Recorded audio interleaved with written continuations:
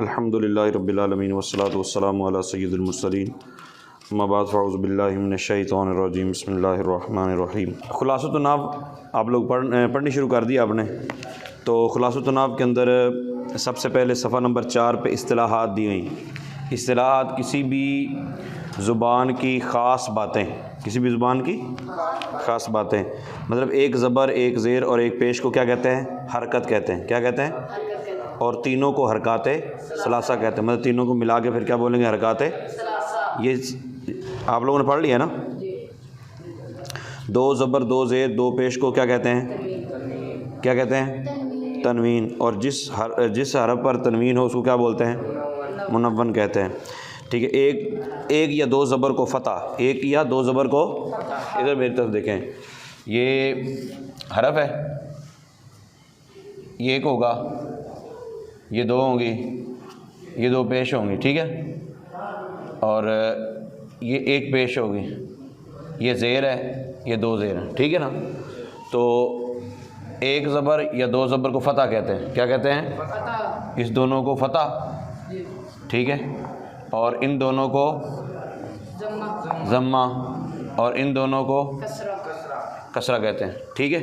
اب دوبارہ جب بھی یہ پوچھا جائے گا تو ذہن میں رکھنا ہے، جس حرف پر فتح ہو اسے مفتوح کہتے ہیں، جس حرف پر فتح اس کو مفتوح کہتے ہیں، جس حرف پر ضمہ ہو اس کو مضموم کہتے ہیں، جس پر کسرہ ہو اس کو مکسور کہتے ہیں۔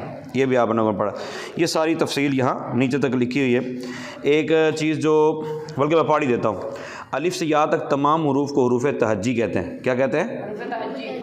الف، با، تا، ثا، جیم، ہا، خا، یہ جو بولتے ہیں ان کو کیا بولتے ہیں؟ کون سے حروف ہوتے ہیں؟ حروف تہجی۔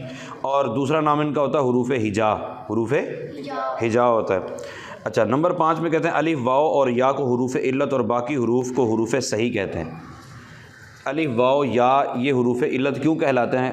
عربی لوگ بیماری کے عالم میں عموماً وائے وائے کرتے ہیں، تو ان میں واو، الف، یا آتا ہے، تو ان کو حروف علت کہا جاتا ہے، ٹھیک ہے۔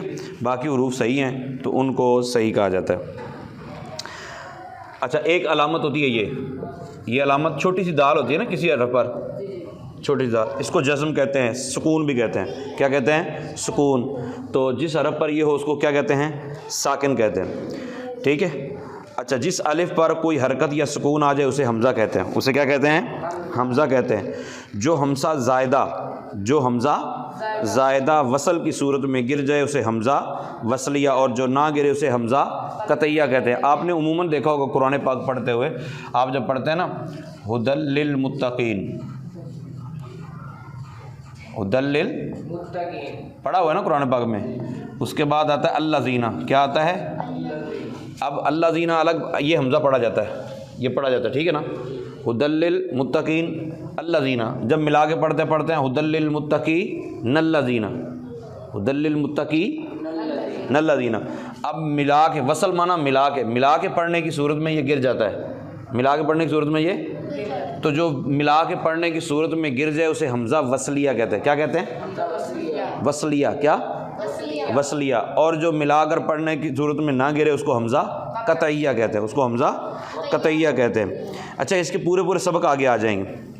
9 نمبر پہ کہتے ہیں الف لام، یعنی اس کو، ایک یہ ہوتا ہے نا الف لام، یہ ٹھیک ہے نا، اس کو لام تعریف کہتے ہیں۔ کیا کہتے ہیں؟ حرف تعریف بھی کہتے ہیں، اور تنوین کو حرف تنکیر کہتے ہیں۔ اس کو کیا کہتے ہیں؟ حرف تنکیر۔ اس کو کیا کہتے ہیں؟ حرف تنکیر کہتے ہیں، ٹھیک ہے۔ اور 14 حروف آپ نے کبھی دیکھا ہوگا، ہم قرآن پاک جب پڑھتے ہیں نا تو قرآن پاک کے اندر بعض اوقات الف لام لکھا جاتا ہے تو پڑھا جاتا ہے، بعض اوقات الف لام لکھا جاتا ہے تو پڑھا نہیں جاتا۔ مثال کے طور پر آسان کر کے سمجھا دیتا ہوں، الشمس۔ کیا؟ ویسے شمسن تھا، کیا تھا؟ شمسن تھا۔ کیا تھا؟ شمسن۔ الف لام داخل کیا معرفہ کرنے کے لیے، تو اب یہ کس طرح پڑھا جاتا ہے؟ الشمس۔ الشمس نہیں پڑھتے، بلکہ یہ نہیں آتا، اس کی جگہ یہ آتی ہے الشمس۔ کیا پڑھا جاتا ہے پھر؟ الشمس۔ اور نیچے کیا پڑھا جاتا ہے؟ القمر۔ اگر ان دونوں کو ہٹا دیا جائے، یہ شمسن تھا، یہ قمرن تھا، یہ شمسن تھا اور یہ قمرن تھا، الف لام آیا تو یہ شمس الشمس بن گیا اور یہ القمر بن گیا. اس کو القمر نہیں پڑھ سکتے اور اس کو الشمس نہیں پڑھ سکتے. صحیح. سمجھ آ رہی بات کی؟ اچھا یہ ہمیں کیسے پتہ چلے گا کون سے حرف پر الف لام داخل ہوگا تو ہم اس کو پڑھیں گے، کون سے حرف پر الف لام داخل ہوگا تو ہم نہیں پڑھیں گے؟ یہ کیسے پتہ چلے گا؟ تو اس کے لیے آپ کو ایک پورا مطلب دے رہے ہیں، قاعدہ کلیہ بتا رہے ہیں. اس کے اوپر لکھا ہے حق کا خوف عجب غم ہے. کیا لکھا ہوا ہے؟ یہ پیج نمبر 4 پہ کیا لکھا ہے؟ حق کا خوف عجب غم ہے. 10 نمبر پہ دیکھیں 14 حروف، حق کا خوف عجب غم ہے لکھا ہوا ہے. لکھا ہوا ہے نا، حق کا خوف عجب غم ہے. یہ حروف جو ہے نا، حق کا خوف، حا قاف کاف الف، ٹھیک ہے، پھر خا، پھر واو، پھر فا، ان کو حروف قمریہ کہتے ہیں. یہ اس طرح کے حروف ہیں. حق کا خوف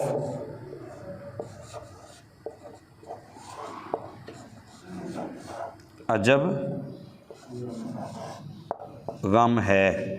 کتنے حروف ہو گئے؟ 1 2 3 4 5 6 7 8 9 10 11 12 13 14. آگے سمجھ؟ اب یہ اس طرح کے حروف پر جب بھی دیکھیں نا، حق کا آ گیا، کیا آ گیا؟ اب اس پہ الف لام داخل کریں گے تو کس طرح؟ یہ اس طرح کا نا، حروف قمریہ میں سے ہے. تو القمر پہ الف لام پڑھا جاتا ہے نا، یہاں بھی پڑھا جائے گا. الحق کو کیا پڑھیں گے؟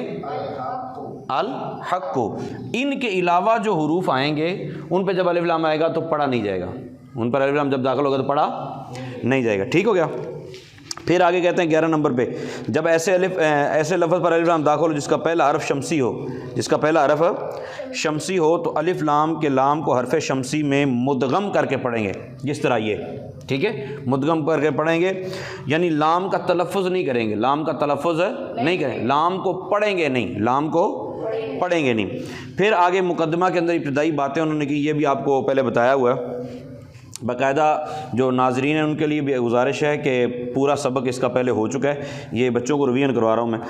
تو علم نحو کی تعریف، علم نحو کی آپ لوگوں کو یاد ہے، میں نے کہا صرف میں آپ کو صیغے بنانے کا طریقہ آئے گا اور نحو میں صیغے جوڑنے کا طریقہ آئے گا.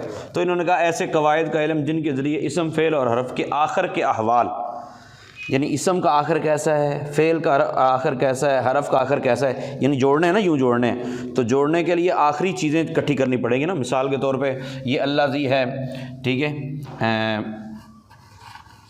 یہ اللہ لکھا ہوا ہے، اس کا آخر کیسا ہے، اس کا ابتدا کیسی ہے، اس کا آخر کیسا ہے، یعنی اس کو اس کے ساتھ جوڑ دیں گے. آخر دیکھیں گے اور دوسرے لفظ کو پہلے کے ساتھ جوڑ دیں گے، پھر اس کا آخر دیکھیں گے اور اس کے پہلے کے ساتھ جوڑ دیں گے.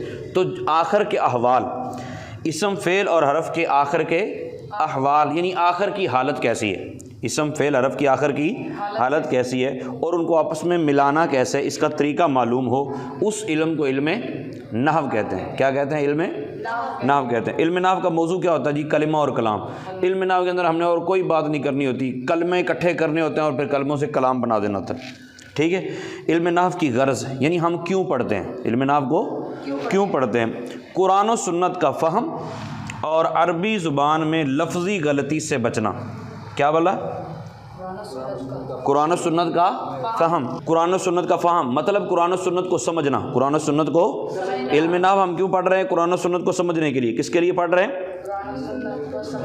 قرآن و سنت کو سمجھنے کے لیے اور قرآن عربی زبان میں لفظی غلطی سے بچنے کے لیے. عربی زبان میں لفظی غلطی سے بچنے کے لیے. اچھا، تسمیہ اور وجہ تسمیہ، یعنی ہم نے نحو کا نحو نام کیوں رکھا، اس علم نحو کو نحو کیوں کہتے ہیں، اس کا معنی کیا ہے، اور ہم نے اس علم کا نام نحو کیوں رکھا ہے. ٹھیک ہے. نحو کا ایک معنی ہے طریقہ، نحو کا ایک معنی ہے اور مثل. طریقہ اور نحو کا ایک معنی کیا ہے؟ طریقہ اور نحو کا ایک معنی کیا ہے؟ طریقہ اور مثل معنی مثال. ٹھیک ہے. یہ بندہ فلاں کی مثل ہے، یہ اس کی مثل ہے، یہ اس کی طرح ہے، یہ اس کی طرح، اس طرح. ٹھیک ہے. تو چونکہ اس علم کو جاننے والا، چونکہ اس علم کو جاننے والا عرب کے طریقہ پر، عرب کے، بولو کیا لکھا، عرب کے طریقے پر انہی کی طرح کلام کرتا ہے، عرب کے طریقہ پر انہی کی طرح کلام کرتا ہے، انہی کی طرح کلام کرتا ہے، ٹھیک ہے ٹھیک ہے۔ اس لیے اس علم کو علم نحو کہتے ہیں، اس لیے اس علم کو علم نحو کہتے ہیں۔ نمبر 2، اس علم میں کلمہ کے اعراب سے بحث کی جاتی ہے، اس علم میں کلمہ کے اعراب سے بحث کی جاتی ہے، بات کی جاتی ہے، اس لیے اس علم کو علم الاعراب بھی کہتے ہیں، علم الاعراب بھی کہتے ہیں۔ اب اس میں علم کا مرتبہ کیا ہے، اس علم کا مرتبہ کیا ہے؟ علم نحو علم صرف کے بعد، علم نحو علم صرف کے بعد اور علم بلاغت وغیرہ سے پہلے حاصل کرنا چاہیے۔ پھر کہتے ہیں علم نحو حاصل کرنا واجب علی الکفایہ ہے، یعنی کسی نہ کسی کو تو حاصل کر لینا چاہیے، کسی نہ کسی کو حاصل کر لینا چاہیے۔ انہوں نے کہا جناب تو یہ علم نحو کہاں سے لیا گیا ہے؟ یعنی جو قاعدے آپ بتائیں گے یہاں زبر پڑھی جائے، یہاں زیر پڑھی جائے، یہاں پیش پڑھی جائے، یہاں ضمہ پڑھا جائے، یہاں فتح پڑھا جائے، یا کسرہ پڑھا جائے، تو آپ کو کیسے پتہ چلا ہے؟ بات سمجھ آ رہی کہ نہیں کہ آپ کو کیسے پتہ چلا؟ یہ سوال بنایا تو جواب میں وہ کہتے ہیں نحو کے قواعد بنانے اور ان کو ثابت کرنے کے لیے قرآن و حدیث اور خالص کلام عرب سے مدد لی جاتی ہے، یعنی عربیوں سے پوچھا جاتا ہے کہ یہاں زبر پڑھی جائے گی، یہاں زیر پڑھی جائے گی، یہاں پیش پڑھی جائے گی، ٹھیک ہے نا؟ اچھا، علم نحو کو وضع کس نے کیا؟ یعنی اس علم کو لکھا کس نے؟ سب سے پہلے اس علم کو سب سے پہلے کس نے وضع کیا؟ تو 3 نام ہیں، ایک تو خلیفہ ثانی سیدنا عمر بن خطاب، نمبر 2 خلیفہ رابع سیدنا علی المرتضیٰ سیدنا علی بن ابی طالب، اور نمبر 3 سیدنا ابو الاسود دؤلی۔ نام سمجھ آ گئے 3؟ ان 3 کے بارے میں آتا ہے کہ انہوں نے علم نحو کو وضع کیا، باقی مشہور نحوی انہوں نے بتائے ہیں۔ اب ہم جو سبق پڑھنے لگے تھے اصل میں نا، سبق نمبر 1 لفظ اور اس کی اقسام۔ اچھا میری طرف توجہ کریں، یہ آپ نے پڑھ لیا ہوا ہے، ٹھیک ہے؟ منہ سے جو بات نکلتی ہے اس کو لفظ بولتے ہیں، منہ سے جو بات نکلتی ہے اس کو کیا کہتے ہیں؟ لفظ۔ منہ سے جو بھی بات نکلے اس کو کیا کہیں گے؟ بعض نکلتے ہیں تو وہ با معنی ہوتے ہیں، اور بعض الفاظ نکلتے ہیں تو وہ بے معنی ہوتے ہیں۔ روٹی شوٹی کھانی، روٹی شوٹی، پانی شانی، پانی وانی، روٹی ووٹی، یہ جو ووٹی کا کوئی معنی نہیں ہے۔ تو منہ سے جو بات نکلتی ہے کتنے قسم کی ہوتی ہے؟ کتنے قسم کی ہوتی ہے؟ کتنے قسم کی؟ با معنی یا با معنی یا بے معنی؟ بے معنی ہوگا تو اس کا ہمارے سے کوئی تعلق نہیں ہے، بے معنی سے ہمارا کوئی تعلق ہے؟ ہمارا تعلق کس سے ہے؟ با معنی۔ با معنی کو کیا کہتے ہیں؟ با معنی کو کیا کہتے ہیں؟ با معنی کو کیا کہتے ہیں؟ موضوع کہتے ہیں۔ موضوع کلمہ کہتے ہیں، موضوع کہہ رہے ہیں، لو جی کلمہ بھی لکھ دیا ہم نے۔ موضوع کہتے ہیں یا کلمہ کہتے ہیں، یہ با معنی، موضوع، کلمہ سب اسی کے نام ہیں با معنی کے۔ با معنی جو کلمات ہوتے ہیں نا، وہ یا تو کبھی ایک بولا جاتا ہے، اوے ایک بولا جاتا ہے نا، اور کبھی جمع زیادہ ہوتے ہیں، ٹھیک ہے؟ تو ایک لفظ بولو کوئی ایک، مثال کے طور پہ اسد، نہیں بیٹھے بیٹھے بول دو نا، ایک میں نے بول دیا ایک لفظ مفرد اسد ہو گیا، دوسرا الماری، انصر، اور پنکھا، اور لائٹ، اور کچھ بھی، ٹوپی، کتاب، جو بھی ایک ہوگا تو اس کو کیا کہیں گے؟ مفرد۔ ایک ہوگا اس کو کیا کہیں گے؟ ایک ہوگا تو اس کو کیا بولیں گے؟ اور 2 یا 2 سے زیادہ ہوں گے تو اس کو کیا بولیں گے؟ مرکب۔ 2 یا 2 سے زیادہ ہوں گے تو کیا بولیں گے؟ مرکب۔ مرکب کی کوئی مثال دو، 2 کر کے۔ ہاں، زید کھڑا ہے، بیٹھے بیٹھے بتا دو، زید کھڑا ہے، ٹھیک ہے؟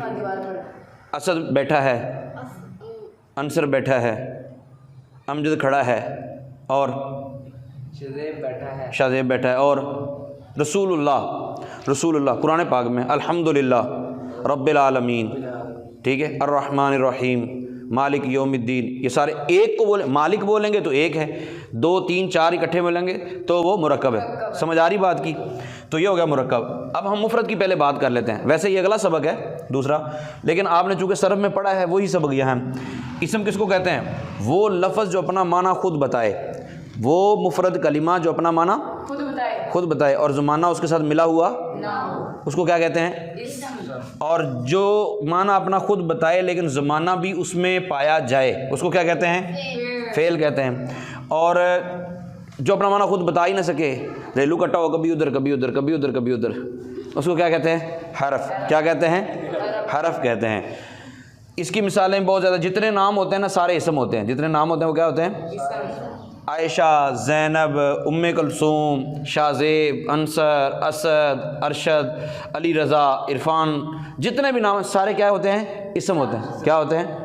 اور کام جتنے بھی ہوتے ہیں، فعل جتنے بھی ہوتے ہیں جن میں زبانہ پایا جاتا ہوگا، اس نے کھایا، اس نے پیا، دارا با، یہ جو گردانے ابھی آپ یاد کر رہے ہیں نا، ماضی گردانے سارے فعل ہیں. مثال کے طور فعل کی ایک مثال دو، فعلہ، دوسری، پھر تیسری، یہ سارے فعل ہی ہیں. ٹھیک ہے، تو حرف من، الا، ان، یہ آپ کے حروف بھی آپ کو سارے بتائے جائیں گے. یہ ہو گیا. مرکب کی ہوتی ہے دو قسمیں. مرکب کی کتنی قسمیں ہوتی ہیں؟ مرکب ناقص اور مرکب تام. مرکب ناقص کس کو کہتے ہیں؟ کتاب کے اوپر دیکھ لو. جس مرکب میں بات مکمل نہ ہو، جس مرکب میں بات مکمل اسے مرکب غیر مفید یا مرکب ناقص کہتے ہیں. مرکب غیر مفید یا مرکب ناقص، مرکب غیر مفید، مرکب ناقص اور مرکب اس کی. ٹھیک ہے، اس کی آگے قسمیں کرتے ہیں. سمجھ آ رہی بات کی؟ اور مرکب ناقص اور مرکب غیر مفید. اچھا، مرکب غیر مفید کی قسمیں چونکہ زیادہ اس لیے ان کو چھیڑا نہیں انہوں نے، ان کا بات جو کر لینے ذرا پہلے انہوں نے بیڑ لیے.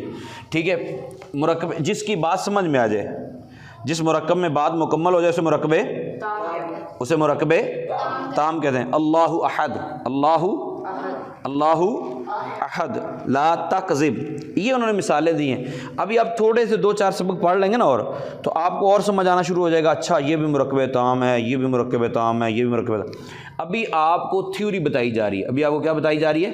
تھیوری بتائی جا رہی ہے. ابھی آپ نے یاد کرنا ہے مرکب مفید کسے کہتے ہیں، مرکب غیر مفید کسے کہتے ہیں. تو مرکب مفید کا مطلب کیا ہوا؟ جس میں بات مکمل ہو جائے، جس میں بات مکمل ہو جائے. اچھا، اب انہوں نے کہا کہ یار اس کی نا ایک اور تقسیم بھی ہوتی ہے. جس جملے کے، اچھا مرکب تام کا دوسرا نام کیا ہے؟ جملہ. دوسرا نام کیا ہے؟ جملہ. ایک اور نام ہے مرکب مفید. کیا کہتے ہیں؟